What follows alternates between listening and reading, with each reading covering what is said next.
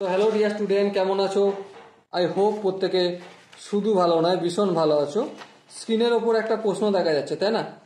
প্রশ্নটা আমরা মন দিয়ে পড়বো, তারপর আনসার করব। ওকে, দেখো প্রশ্নটা কি বলেছে, প্রথমে পড়ে নিই। প্রশ্নে বলা হয়েছে কোনো সংখ্যা এখানেই করে নেব।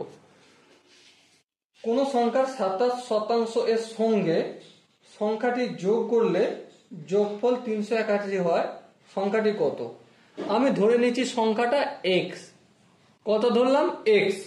তাহলে এক্স এর সাথে যোগ করছি, এক্স এরই কত পার্সেন্ট?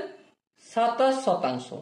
আর এই যোগফলটা কত হচ্ছে? 381। তাহলে এক্স এর ভ্যালু কত জিজ্ঞাসা করেছে, চলো করে নাও, চাপ নেওয়ার কি আছে। তাহলে এক্স প্লাস এক্স এর জায়গা ইন্টু 27 হলো, আর পার্সেন্টেজ চিহ্ন উঠে গিয়ে আপন 100 ইকুয়াল টু 381। এবারে এখানটা যদি যোগটোগ করো ভগ্নাংশের, কি পাবে? 127x আপন 100 পাবে।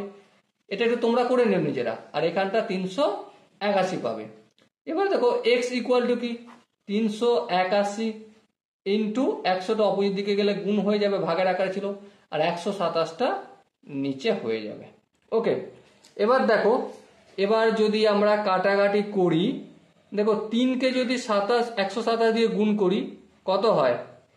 কেটে দেখো, 3 7 21 1 হায় থাকে 2, 3 দুগুণে 6 আর 2 8, 3 1 কে 3। হ্যাঁ, 3কে 127কে 3 দিয়ে গুণ করলে 381 হয়।